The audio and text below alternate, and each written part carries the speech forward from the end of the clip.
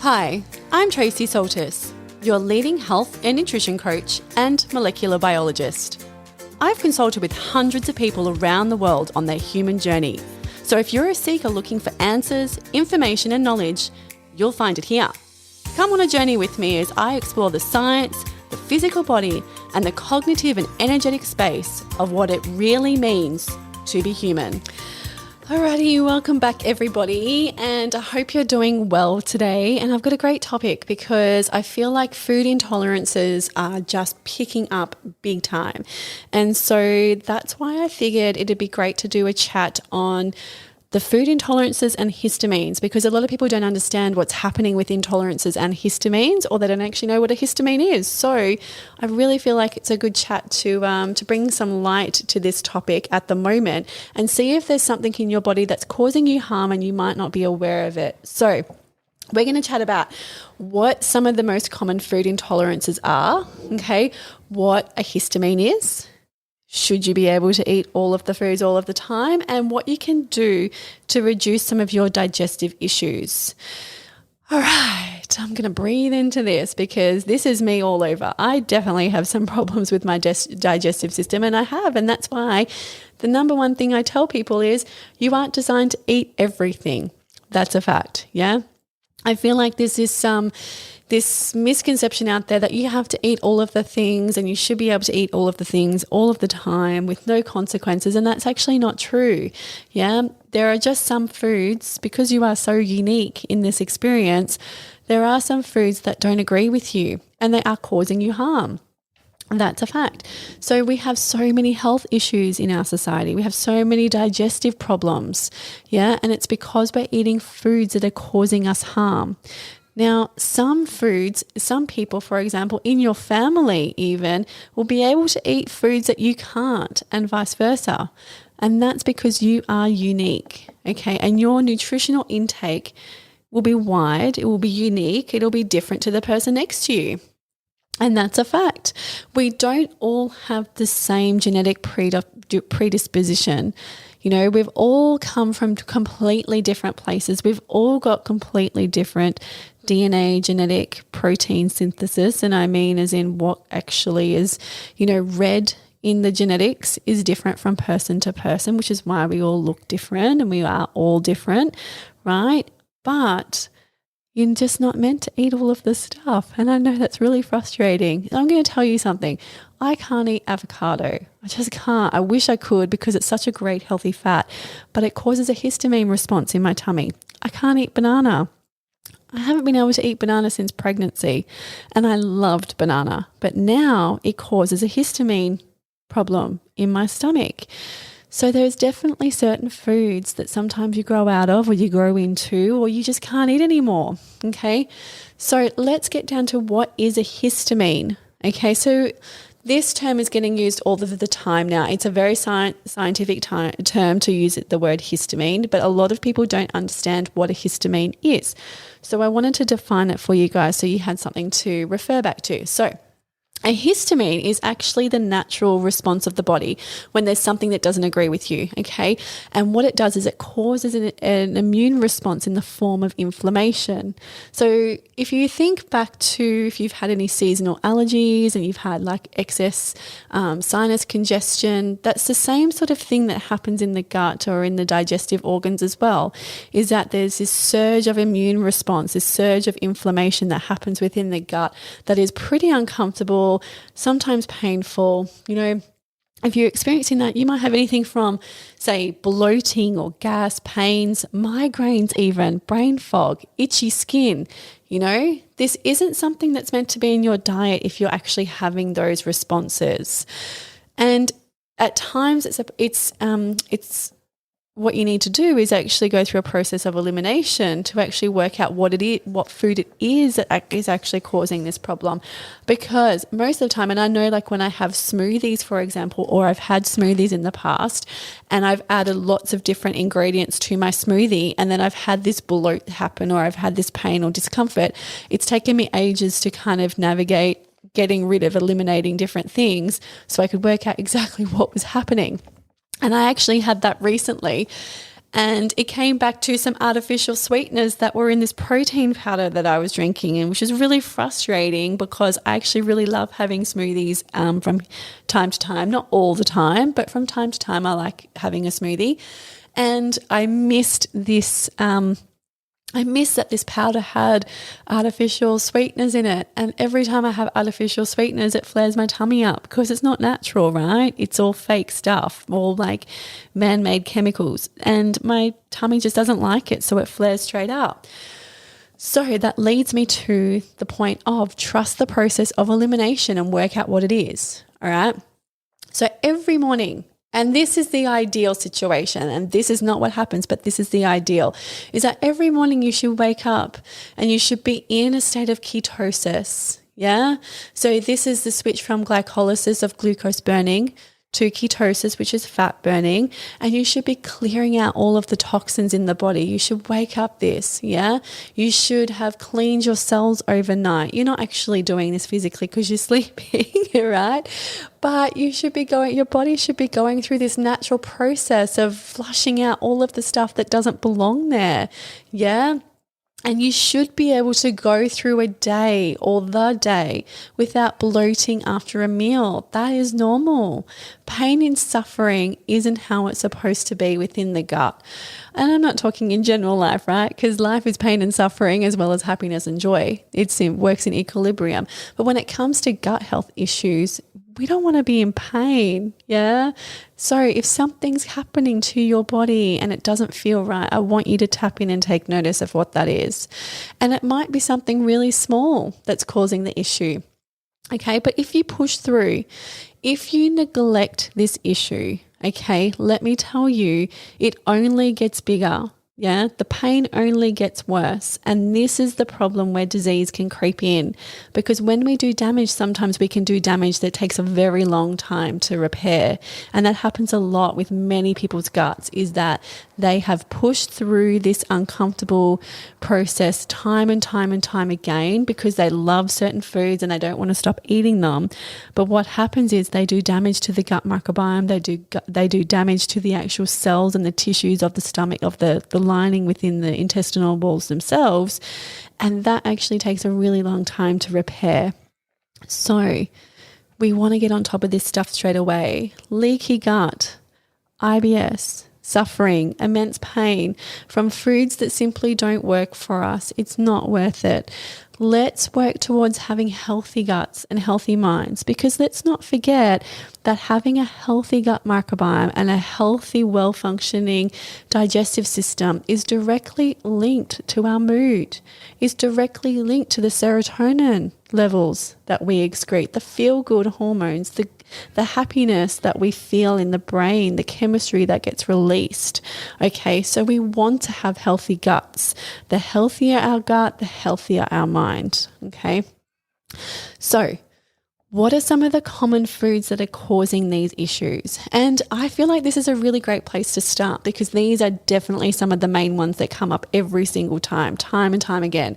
All right, so soy products. Please don't even get me started on talking about soy, because soy is so bad for you, right? Not only is it mimicking of estrogen, but it is just, it's not good. So let's have a look at that. Let's look at soy, okay? And I want you to do some more research around that, because a lot of people are very attached to their soy products. So have a look at that and see if maybe that might be something that's causing you inflammation. And maybe it won't now, but it might in the future.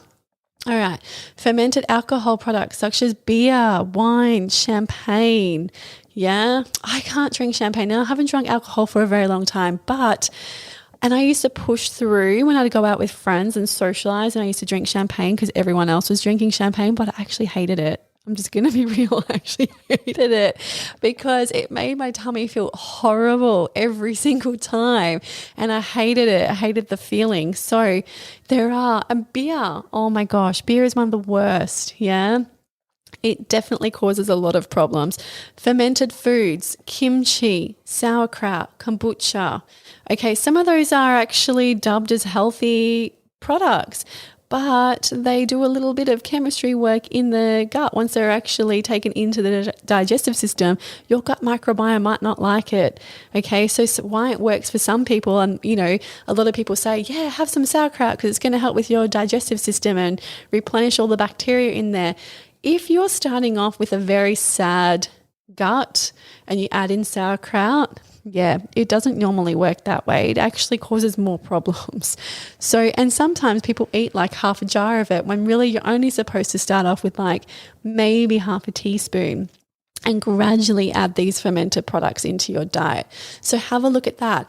Now, cheese. Cheese is a big one as well. Cheese has a massive histamine response. It is a mold to start, there's a bit of process there where it has been exposed to molds for some of the cheeses. So mozzarella typically is okay because it hasn't been through the same processes. But cheese, I know that's going to cause problems for a lot of people. I love my cheese too. Yeah, so I know that's going to be hard for some people. But try as a process of elimination and see what happens, yeah? Processed meats, bacon, ham, salami, sausages. Yeah, again, why are those ones causing problems? It's because of the sulfates. It's because of the nitrates and the sulfates. It's not natural for the body to have to digest sulfates and nitrates, yeah? And not only that, it's not very good for us to be having those in our diet anyway. So have a look at that. Maybe you can look at going to your local deli or your local meat provider and seeing if they offer alternative sulfate or nitrate-free options and see if that works for you as well, because I know that for myself, having nitrate-free actually feels a lot better in my tummy. All right, soured milk products like sour cream, that can be an issue, but it's not something that people eat a lot of the time, so it's not one that comes up very often. Eggplant, okay, again, now some of these you might go, oh, wow, I didn't even realize that, but eggplant and spinach. Okay, eggplant and spinach have massive histamine responses. And so it's pretty common for us to go out for breakfast on a Sunday and have like bacon, eggs, a handful of spinach and avocado. And avocado is next on my list, yeah? Avocado and spinach are one of the biggest causes of a histamine response. So if you're having problems after you've had your smashed avocado, I'm sorry to say, but it could be the avocado that's causing you problems. All right, chocolate. I know that's going to be super unpopular, but it's a fact. I'm just going to leave that there. Tomato sauce and anchovies. Okay, so these are some of the most common, histamine ones that cause histamine surges in the gut. So perhaps you've heard a few there that actually resonate with you and you go, you know what, I'm going to try some of those and see what happens. So please do that and see if that works for you. You might only need to remove a couple of these things and then you're back to feeling amazing again. Not bloating, not having pain and gas and brain fog and migraines and all of those things.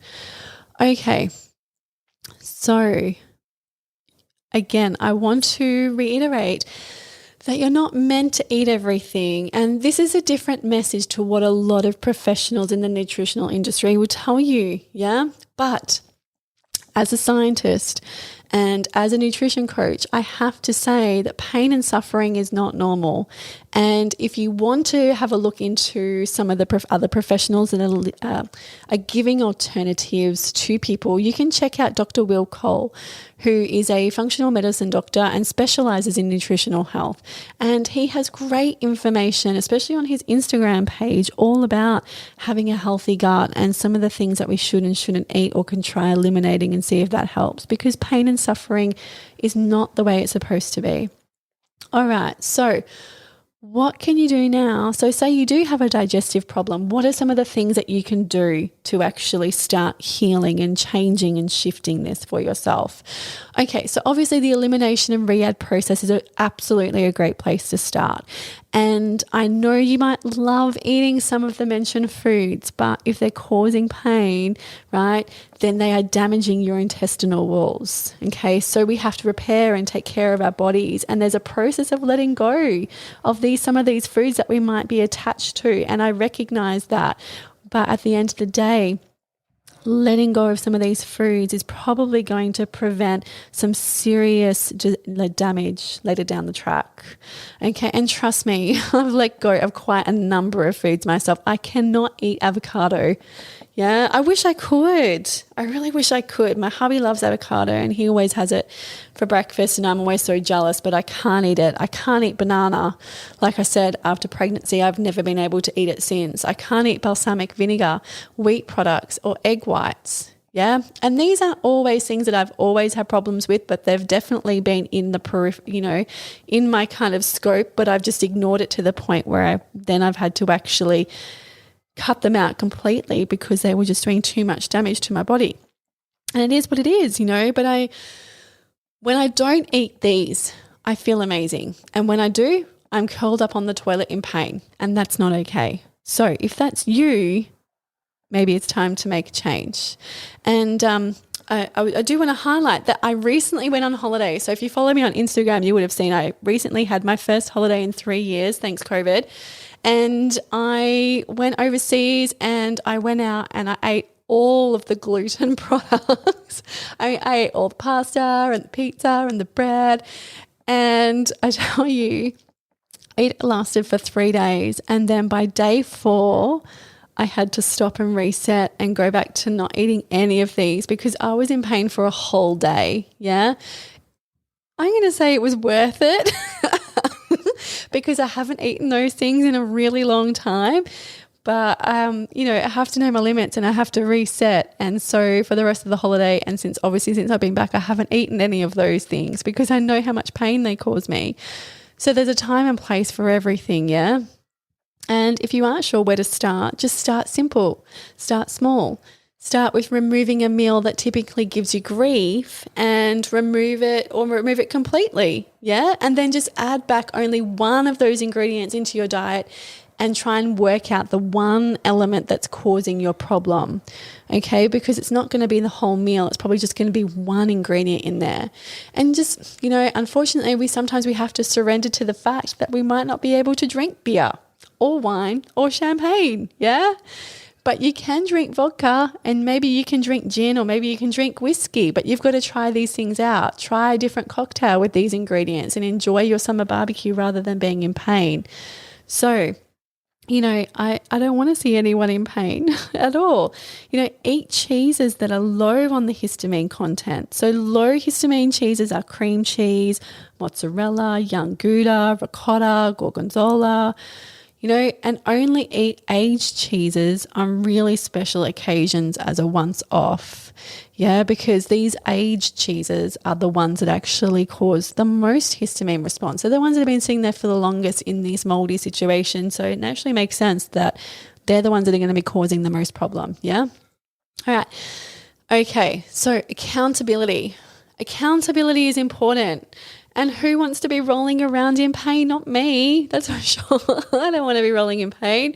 Okay, so remember that pain is there for a reason. These histamine responses that you might be having are a natural response of the body. Okay, so when there is something that doesn't agree with you, causing this immune response in the form of inflammation is a way of communicating to you that you need to take notice. Yeah, and often we push through, and I'm going to say that again, is that sometimes we push through when really we need to stop doing these damaging behaviors. And it's such a valuable tool, but we push through because it's inconvenient, but long-term damage is definitely possible. So a few other ways that you can reduce your digestive discomfort are, here we go. Number 1, sleep, and don't eat too late at night. Yeah, so the body and digestive system need to sleep overnight and have a break. It makes sense, yeah? They're working all the time. We get up, we eat, we have morning tea, we have lunch, we have afternoon tea, we have dinner. Yeah, it's doing stuff all of the time. And so it needs a break overnight. Not to mention the fact that your body needs to be doing all of the building, repairing and storing that it needs to do and removing toxins while you're actually sleeping and having a rest. Your body does so much work, believe it or not, when you are sleeping. And so sleep is crucial. So making sure that you have a good night's sleep, but don't eat food too late. So I know I've made this mistake myself where I've eaten food, and I'm going to tell you an example of this is I love chili. I love chili con carne. Oh my God, it's probably my favorite food. But if I eat it too late, not only does the chili keep me awake, but I probably overdo it and I eat too much and I can't get to sleep. I can't actually lay down. Isn't that bad? But I do love it. But, you know, I can't eat it too late in the night because I can't sleep. The chili keeps me awake.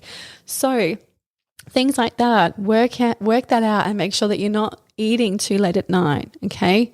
Exercise, working off any of this excess weight and cleaning up ourselves and removing the toxins from the body.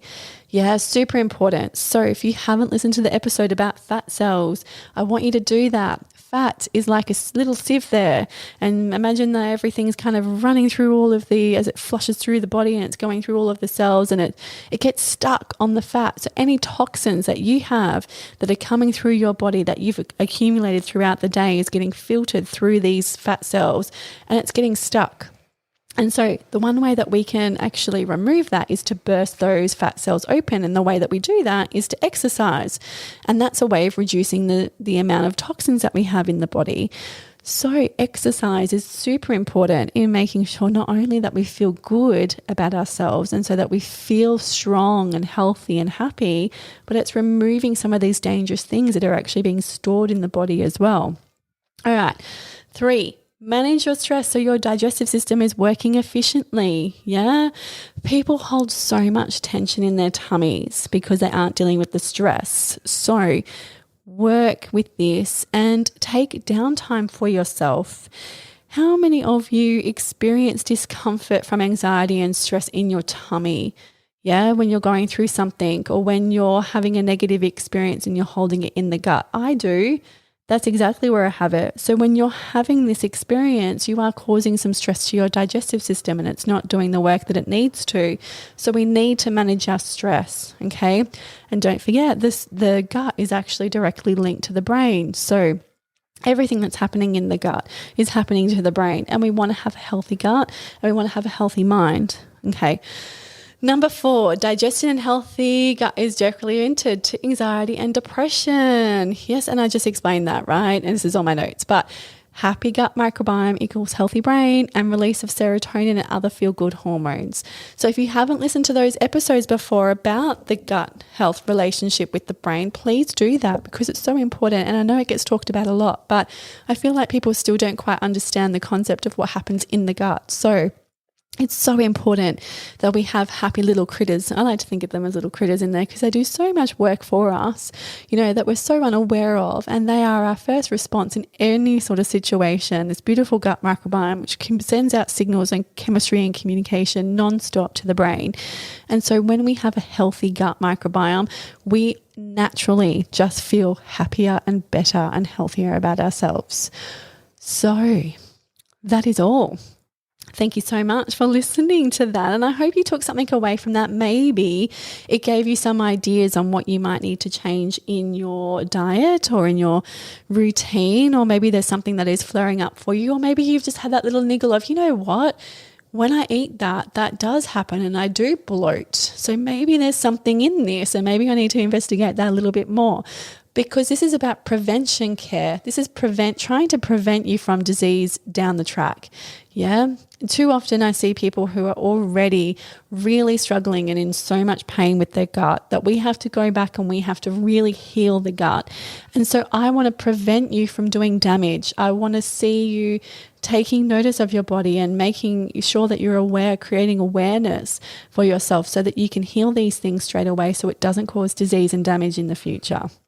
All right, everybody, if you feel like a family or a friend might benefit from this episode, please share it. It's a free offering. I give this with love to you guys. I say that all the time, but I really do. I give it with so much love. You have no idea. And, if you're really loving it, I would love a 5-star review because this is free information. And what happens is when people are searching for this, they see a 5-star rating and they're like, oh, this must be good because she must be giving good information. So please make sure that you give a little rating there. I would really appreciate it. And we are getting closer to the end of the year and season 2 is going to wrap up very soon. And so there's some exciting stuff happening in 2023. I am so excited, you guys. It's going to be amazing. It's going to be a massive year next year. So keep an eye out on my socials because, oh my gosh, I've got so many things coming up and I'm talking big stuff. So keep your eye out on those. So you can check me out mostly on Instagram, Perth Wellness Coach, Perth Wellness Tribe, Divine Feminine Sisterhood, the Mind Body Studio, all of these things. I know I'm doing too many start things. No, I'm not. It's all good stuff. And I promise you, I'm doing it in balance. But check it out, keep up with the updates because we are doing some amazing work behind the scenes and I cannot wait to share this with you guys from all around the world. There is just some amazing things happening right now and it's all going to start coming to you very, very soon. So make sure you check that out. But until then and until next time and until I speak to you again, stay safe and I'll see you later.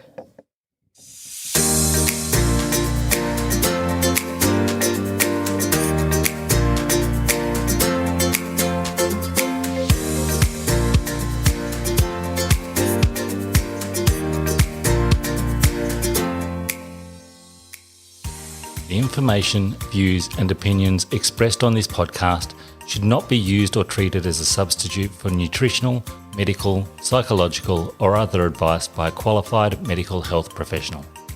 Hosts and guests on the podcast express their own opinions, experiences and conclusions. Nothing on the podcast should be used to diagnose, treat, cure or prevent any medical conditions. The podcast is not intended to replace any medical or mental health treatment. All information and advice provided is for general well-being and does not take individual cases into consideration. Neither Tracey Soltis, guests on the podcast, or any sponsors endorse the opinions, views or conclusions expressed or shared on the podcast. Tracey Soltis takes no responsibility for any symptoms or consequences as a direct or indirect result of this podcast.